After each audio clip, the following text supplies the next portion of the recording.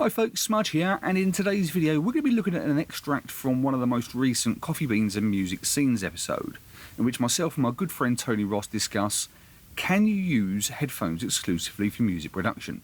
I hope you enjoy this episode, and if you want to support the channel, don't forget I've got some affiliate links in the description down below, so if you're in the market for some new plugins, don't forget to check those out, where you can support the channel at no additional cost to you. Let's get into today's episode.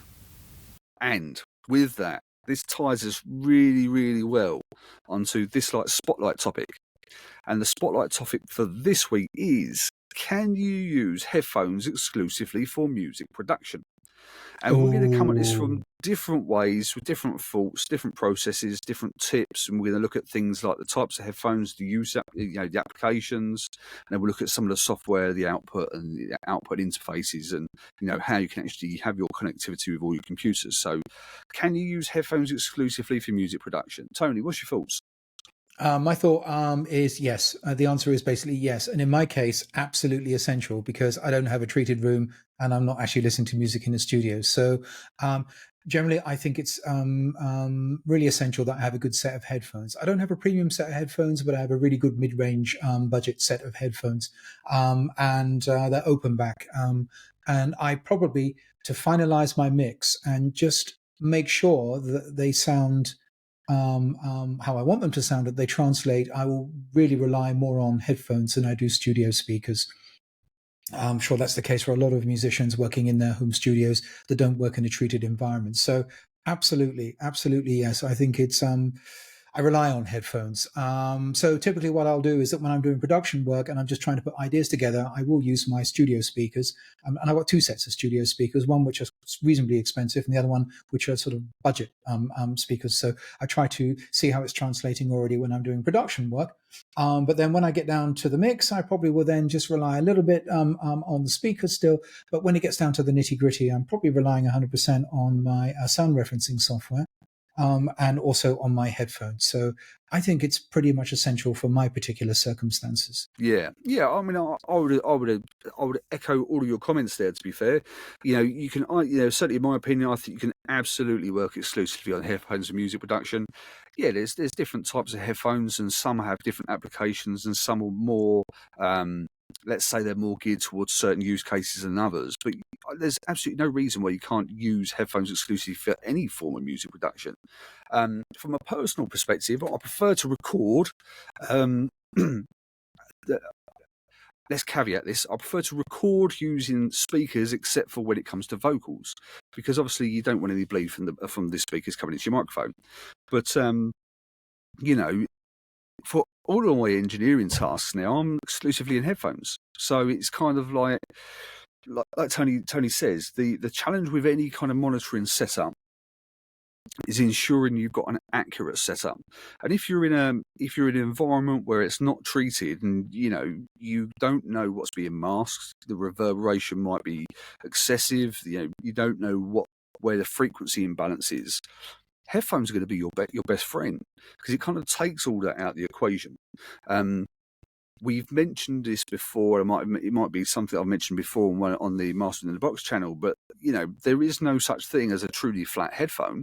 So every headphone will have its own frequency response, but then you can fine tune that with calibration software to try to achieve a more flat overall listening experience. So yeah, there's absolutely no reason certainly in my opinion, why you can't use headphones exclusively for music production. There are so many mix engineers, mastering engineers, professional level engineers who are working exclusively in headphones now, because the quality is so high with lots of different headphones. And when you've got innovation with someone like OLLO Audio, who I am turning into a fanboy. I can't help it. You'll see me wearing an OLLO Audio T-shirt next time round, and maybe an OLLO Audio cap. But when you got such great products out there, that it just it almost makes it a bit of a no-brainer. So I want to come at this from a slightly different angle. We'll cover some of the types of headphones, but I suppose let's quickly discuss some of the benefits, maybe some of the some of the downsides to working in headphones and some of the ways you can kind of counteract some of those downsides. So obviously we've discussed about the environment and almost taking the environment out of the equation. That's a massive benefit for using headphones. Have you got any other thoughts on some of the other benefits around the use of headphones over maybe a traditional monitoring setup? I mean, obviously taking the room out of the equation is probably the big one. Yeah, it's the big one, of course. I mean, listening on studio monitors is probably I would use for production, for inspiration, as you say, for recording, but for precision, then I'm using headphones. The other advantage of actually using headphones is that apart from taking out the room, I'm just trying to think off the top of my head. I mean, it's essential, of course. I wanted to say you get a comfortable pair of headphones, because if you're going to be doing a lot of mixing and a lot of recording, you don't want to have your ears starting to get tired and fatigued because you have a set of headphones that basically don't sit on your head particularly well. And also, it's important, I think, whether whether they have this insulation, the type of insulation, whether it's leather, whether it's plastic, whether it's foam, I think is also important, because if you're committed then to using the headphones for predominantly all your mixing work, and then you're finalizing mastering or your mix, they need to be comfortable, because you'll be wearing them for obviously a considerable amount of time. The other advantage is that it does actually almost place you in a professional environment, doesn't it? You can use these sound referencing plugins. We've already mentioned NX earlier on. You can put yourself, in theory, with headphones in a studio costing hundreds of thousands of millions or thousands of pounds. You can put yourself in Chris Lord LG studio. Probably not exactly the same as actually being there, but you'll be in the ballpark. And of course, the other advantage is the flat response. I'm using, I think it's by SonarWorks, the Sound Reference ID software. Yeah. Now, I don't use the software to measure my room with the microphone to obviously make sure I'm getting a flat response. There is actually a separate component just exclusively for headphones. So when you buy the software, I've just bought the headphones module, because I haven't treated my room and I'm not going to be measuring it to get the perfect response, the flat response I'm looking for. But the software does a very, very good job of actually producing a flat response in your headphones. And they have every single headphone manufacturer as part of their portfolio. So that is also the other advantage then, what I'm trying to think on the fly, is that through software development, and as you say, OLLO are developing headphones in this direction with NX and with Sound Reference ID from SonarWorks, is that it does actually enable to take you out of your room, and the advantage to place you in maybe a professional environment which you really don't have access to, which is going to obviously improve your skills as a mix and mastering engineer, I would say. Yeah, exactly. And I suppose the other thing as well, I mean, just thinking about some of the benefits, obviously, when it comes to sound creation, you don't want to be annoying everyone, do you, with all your noise? And, having a good, comfortable set of headphones that you can work on for decent periods and not annoy everyone, that's obviously a benefit. And then obviously you want to try and minimise the noise coming into your environment too. And actually headphones, you can use that as almost a benefit. If you work in a noisy environment, then sometimes actually using the headphones can not necessarily isolate, but it can reduce that other noise as well. So I think that, there's lots of those ancillary uses for headphones that I think it just makes it more, certainly an overall more pleasing experience. So on that note, let's talk about some of the downsides, because there are some downsides to using headphones, and I think probably the most common one for me is obviously the whole issue of crossfeed and crosstalk. So,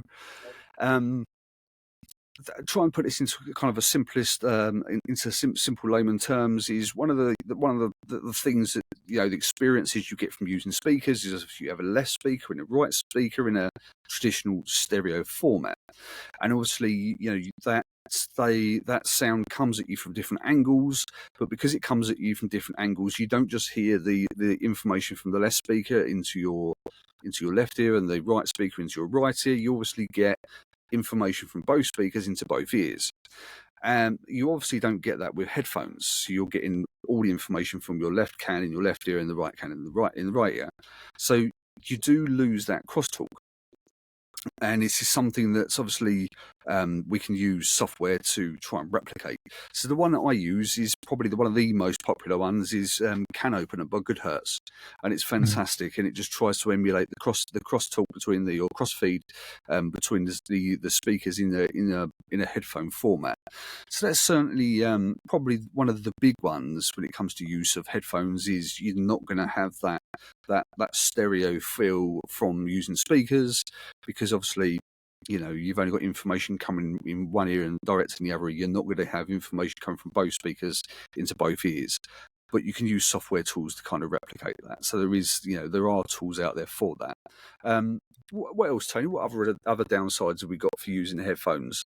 Well, the other side, I've actually found that sometimes you tend to concentrate maybe a little bit too much on the stereo field. I mean, obviously, because literally you have the music going to your left and right ear. Yeah, Of course, most people today, I think, listen to music obviously not on stereo head. Well, they have earbuds or whatever. But if you wanted to maybe have some kind of mono compatibility, whether you're listening from a Bluetooth speaker or you're listening in your car, or you're thinking about how it might get streamed on a radio, although most radios now stream in stereo. But you get what I'm trying to say. I mean, the problem is that maybe I find myself sometimes getting too locked into stereo. So you think, oh, this is not wide enough. So you get out your stereo widening plug in, and then you try and widen the stereo field. And before you know where you are, you've got phase problems because obviously you've stretched out the stereo field way too much for one particular instrument. So I see that as a slight disadvantage, because I grew up listening to music sort of almost like it would come out of a speaker, and it does hit your left and right ear, yeah, and then you probably can discern which is coming out left and right,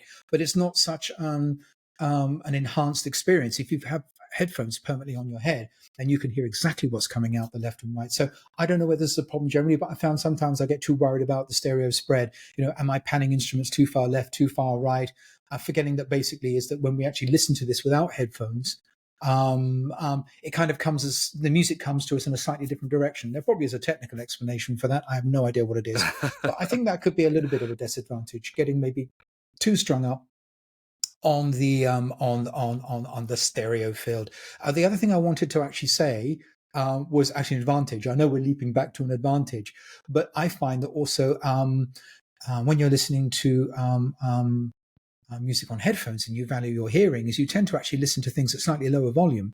And I think that's good, because if you're actually listening to music through speakers, the temptation is to crank it up. And as we know, loud sounds good, right? If we just play something loud, oh, that sounds fantastic. And it's not particularly good, obviously, because it's being well mixed, or you have a balance across the frequency ranges. It just sounds good because it's loud. And that's just human nature. And that's how people hear stuff. So another advantage, sorry to go back, is the fact that I personally tend to listen to music at slightly lower volumes to protect my hearing. But I think that's a good thing for mixing and mastering. yeah, absolutely. I totally agree. Yeah, and I would echo that. It's no it's no wonder that so many people use headphones for critical listening, because you can really kind of, you don't have to have it so loud. You can really focus your attention on certain on certain sounds. So yeah, I think that's a really good spot.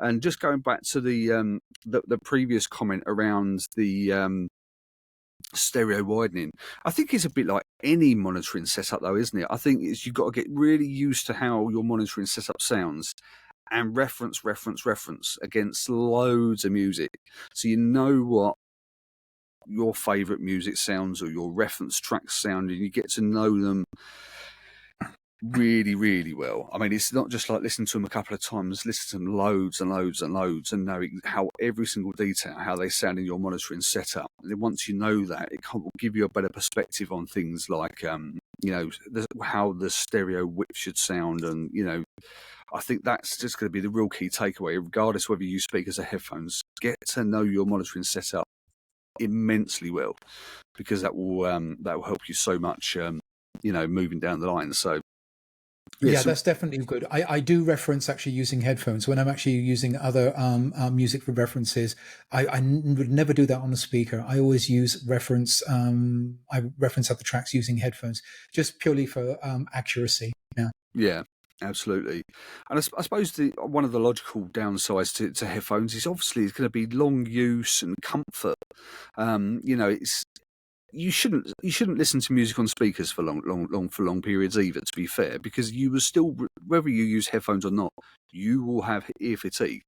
You know, if you're sat there in front of your speakers for hours upon hours, you will get ear fatigue. You know, regardless of whether you're using headphones or not, because speakers will just fatigue your ears. Very similarly to headphones. Headphones, they probably do have a tendency to fatigue your ears more because it's very much more closed. But, you know, I suppose that's one of the things is you must find a pair of headphones that are comfortable.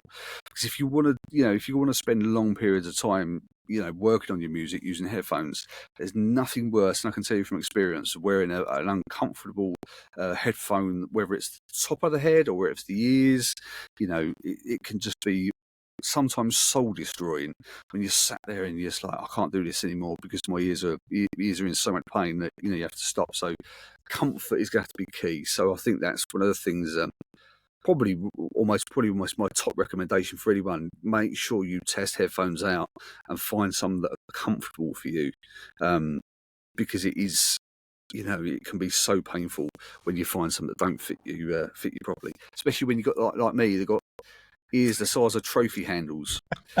You know, it's Well, we can't see them at the moment because you've got your headphones yeah, on. So exactly, perhaps another exactly. advantage, wearing headphones can hide oversized, Yeah, large oversized ears. lug holes. Yeah, they're nicely tucked up in bed inside of my cans at the moment. So yeah, And another slight disadvantage, I would think, is that some, if you want to invest money, of course, in good studio headphones, which you probably would want to, considering in mind what we've just talked about, is that yeah, they can get quite pricey, yeah, and also things wear out. Like your cable might break, or eventually, if you wear them so often, these fluffy ear guards or ear pads will wear out. And I think some of the more certainly pricier headphone options, you can actually swap out these parts. You can yeah, buy new ear muffs, whatever they're called, or you can buy a new cable. But I don't know. They're not exactly cheap. I owned a pair of AKG headphones, and I had to swap out the cable a couple of times, and also these ear things. And I'm thinking, well, but if I've done this 3 or 4 times, I might as well bought just a new set of headphones. Yeah, I think that could be a consideration as well. There is so much money to spend on buying studio gear, plugins, laptops, PCs, microphones. Equipment to do what we're doing to make YouTube videos, is that's another expense to maybe it's not a massive concern, but certainly when you're buying a set of headphones, and we tend to get used to a set of headphones and you want to keep the same set of headphones, then when certain parts of the headphone wear out, you might want to replace them. So it's like most things, yeah. I think nothing is actually designed to last forever. And I'm sure that there's a certain amount of redundancy built into some of these parts because manufacturers want you to obviously spend money to replace them. They've taken your money on the initial outlay, and they want to obviously to try and keep you loyal to the brand. And then they'll offer all these little parts, obviously, that you can replace, obviously, to keep you using that particular headphone, that particular brand. So that could be a minor disadvantage. But as I was desperately looking for things that I could pick fault with, I thought, yeah, that's something that's annoyed me in the past. And maybe that could be something to consider when buying a set of headphones. I think those at the budget end of the spectrum probably don't offer things like interchangeable ear pads, and you'll find that the cable doesn't plug in. It's actually sort of like integral part of the headphone.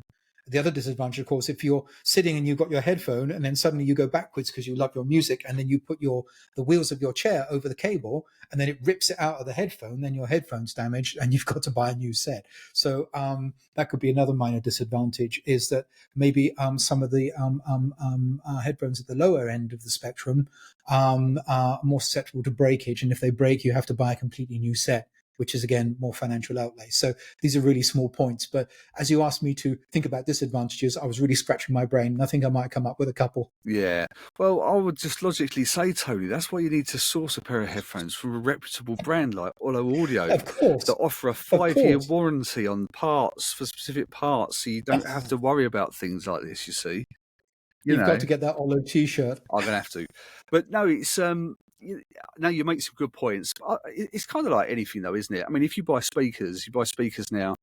I don't know. What if you, let's say, if you want to get into this, you know, relatively seriously, and you want to, you know,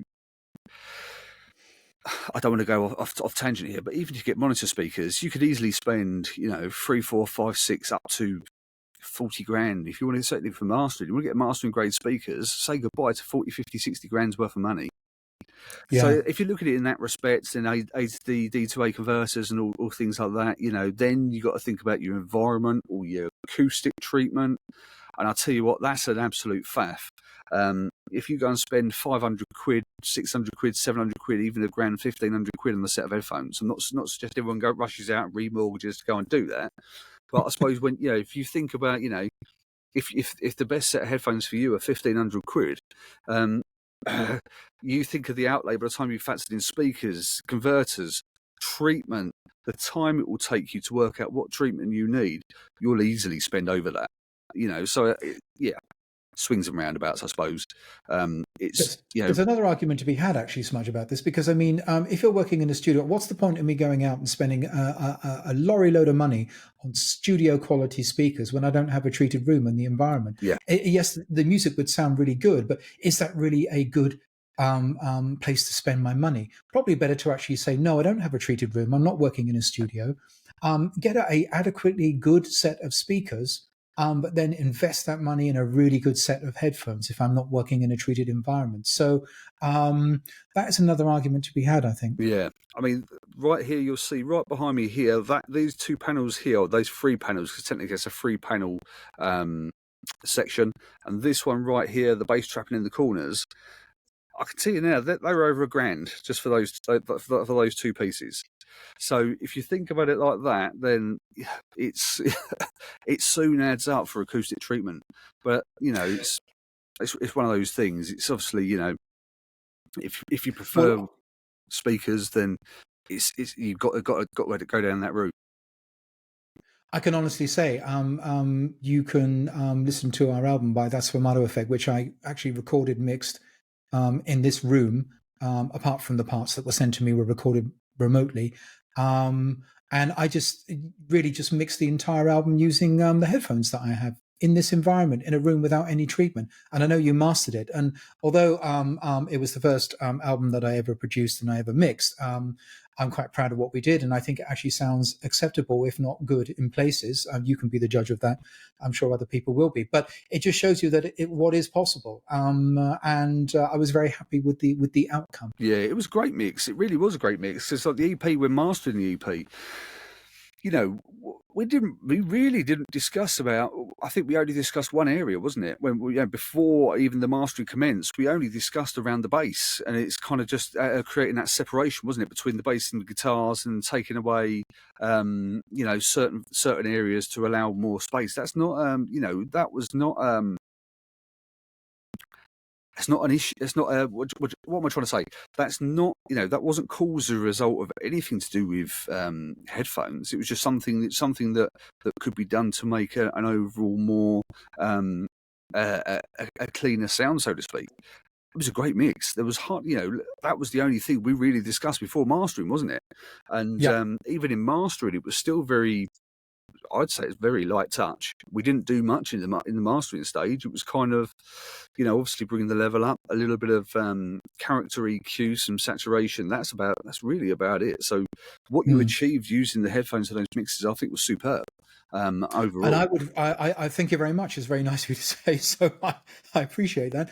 The other thing I want to say, of course, is that personally, even if, for example, I'm in a home studio and like you have invested some serious money in sound and room treatment, my own personal view is that I would not trust myself that I've got an accurate relationship in the low end unless I was in a professional, I really mean a professional recording studio, listening through speakers. Even if I'm working at home and say, for example, my room had all the best treatment money could buy for a home studio, and I'd got my Sonarworks reference ID, I'd use the microphone to measure all the frequency responses, I think I still, for sanity and for peace of mind, would still be referencing that low end using speakers. Sorry. Headphones. Headphones. Yeah, I know. So many people are the same. It's so many, people at all levels will say, well, we do, even if they use speakers, always check the low end on headphones, because you can get so much more detail and clarity using the headphones, certainly for low end checking. So it's so commonplace now for people to do the same. So I totally agree. I'm just a bit conscious, of course, of time. So we're going to kind of just bring this to some kind of conclusion. Let's just quickly discuss the types of headphones, because there are different types of headphones. Predominantly, there's two, aren't there? Open back and closed back. So closed back are pretty much what they say. They are closed, so they are isolated. And these are headphones that are very much used for recording, because you want that isolation of sound. So if you're in any environment where you're using a microphone to capture sound, you want to have a set of closed back headphones. So you are isolating the sound, so it's going into your ears, but it's not going to bleed into the microphone. So that is when a closed back headphone is going to be absolutely paramount. So things like vocal recording, if you're tracking live guitars, drums, anything acoustically that you're trying to capture using a microphone, you really want to try and use a closed back headphone for those type of sounds. But then when it comes to other sounds, so when you're talking about listening for pleasure or critical listening, mixing, mastering, you really want to try and get a open back headphone. Why do you want to get an open back headphone?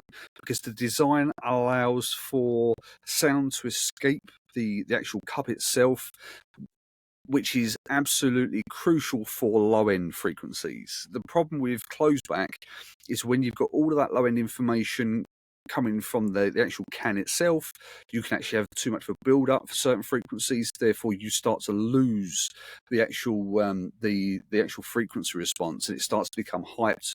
Usually, typically in the low end, because the low end can't escape from the actual can itself. So you typically have really like a low end build up. So therefore, you then create almost kind of a big issue when it comes to critical listening, because you almost get the perception of more low end in your headphone. Whereas with that open back design, it allows sound to escape, which kind of allows that energy to come outside of the headphone, and it gives you a more true reflection of what the actual frequency response is of the headphones. So overall, critical listening, open back headphones, and if you want isolation, looking for closed back headphones. And then just quickly touch on software, won't we, Tony? Just quickly, briefly discuss this. There is software out there. We've mentioned a couple. So I mentioned the GoodHertz Can Open Up, and then we've mentioned some different types of calibration software. So Tony mentioned about these SonarWorks, and just to recap that in a few sentences, Tony, what is a headphone calibration software, and what can it be used for? Well, it's a plugin that you just can put on any channel, but I predominantly use it on a listening bus or on the on a mix bus.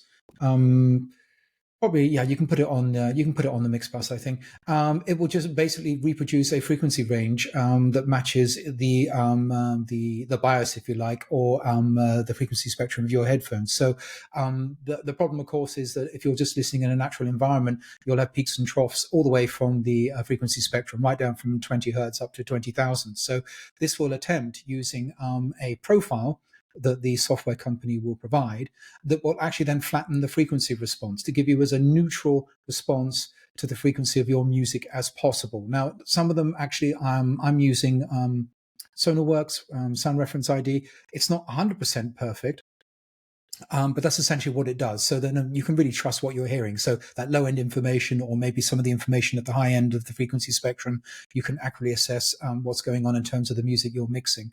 And that's essentially what it does. The other thing that's quite useful is there are different options in the plugin for translation environments. So you can go through a couple of options and get some idea and hear what your music will sound like on a typical laptop or on a smartphone or on a Bluetooth box, or different playback scenarios, even a television actually. I remember there was one preset that would let you listen through your software through your headphones. It will give you the option to hear what your music sounds like through a TV speaker. So that also gives you a ballpark idea for translation. In some ways, that's quite useful because it saves you taking up a recording, going upstairs, getting into your car, putting it on your car stereo, whatever you have, and then listening to it. So you can actually listen to it. So that's essentially what I think these sound referencing plugins actually do. Certainly, that's the functionality of the software plugin from Sonarworks Sound Reference ID that I use. Yeah, and like you say, you got these ones that can add the cross feed in there as well. So it's there's so many different options out there, but it just allows you to create a more neutral response from the headphone. And the only other thing I just wanted to kind of mention is it's something that's quite important is the impedance of a headphone. And you know, I kind of classified this as the impedance, and you know, it's the how do you actually get the sound from your computer.